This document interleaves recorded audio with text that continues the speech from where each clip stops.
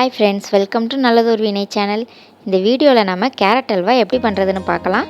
அதுக்கு நான் 2 கப் துருவின கேரட் எடுத்து வச்சுருக்கேன்.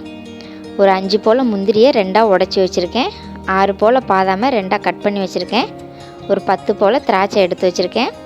ஒரே ஒரு ஏலக்காவை எடுத்து அதை பவுடர் பண்ணி வச்சுருக்கேன். 2 கப் கேரட்டுக்கு 1/2 கப் சுகர் போதுமான இனிப்பாக இருக்கும். 2 கப் காய்ச்சாத பால் எடுத்து வச்சுருக்கேன். இப்போது ஸ்டவ்வில் கடாய் வச்சு ஸ்டவ் ஆன் பண்ணிக்கலாம். கடாய் சூடானதும் அதில் 1 ஸ்பூன் நெய் ஊற்றிக்கலாம். நெய் சூடானதும் நம்ம எடுத்து வச்சுருக்கிற முந்திரி, திராட்சை, பாதாமை போட்டு நல்லா வறுத்து எடுத்துக்கலாம்.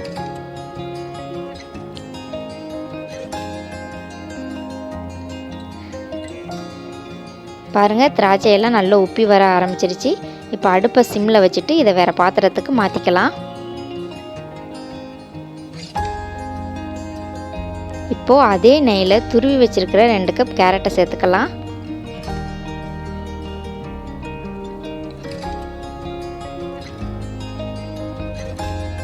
அடுப்பை மீடியம் ஃப்ளேமில் வச்சுட்டு இதை நல்லா கைவிடாமல் அடிப்பிடிக்காமல் கிளறி விட்டுக்கிட்டே இருக்கலாம். இது ஒரு 5 நிமிஷம் போல் நல்லா வெந்து வரட்டும்.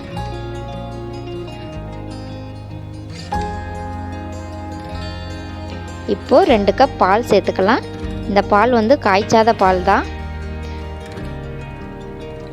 கேரட்டோட பச்சை வாசனைலாம் போய் நல்லா வெந்து வரட்டும். நல்லா மிக்ஸ் பண்ணிவிட்டு இப்போ டிஸ்டர்ப் பண்ண வேண்டாம். பால் நல்லா பொங்கி வரட்டும். பாருங்கள், பால் நல்லா பொங்கி வர ஆரம்பிக்குது. இப்போது அடிக்கடி நல்லா மிக்ஸ் பண்ணி விட்டுக்கிட்டே இருக்கணும். பால் நல்லா கொதித்து கேரட் நல்லா வெந்து பாலெல்லாம் நல்லா வற்றி வரட்டும். பாருங்கள், கொஞ்சம் கொஞ்சமாக வற்றி வர ஆரம்பிச்சிருக்கு. பாருங்கள், பால் நல்லா வற்றி வந்துடுச்சு. இப்போ 1/2 கப் சுகர் சேர்த்து நல்லா மிக்ஸ் பண்ணி விடலாம். 2 கப் துருவின கேரட்டுக்கு 1/2 கப் சுகர் போதுமான இனிப்பாக இருக்கும்.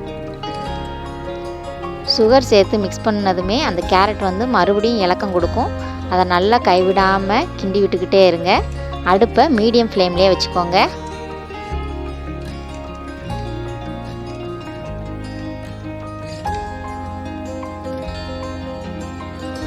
பாருங்கள், பாத்திரத்தில் ஒட்டாமல் எவ்வளோ அழகாக அல்வா ரெடியாகி வருதுன்னு பாருங்கள்.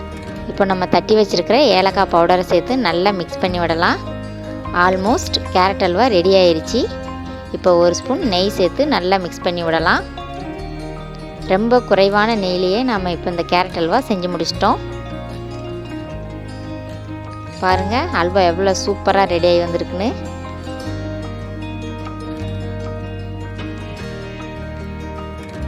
இப்போ நாம் நெய்யில் வறுத்து வச்சுருக்கிற முந்திரி, திராட்சை, பாதாமை சேர்த்து நல்லா மிக்ஸ் பண்ணி விட்டுட்டு ஸ்டவ் ஆஃப் பண்ணிக்கலாம்.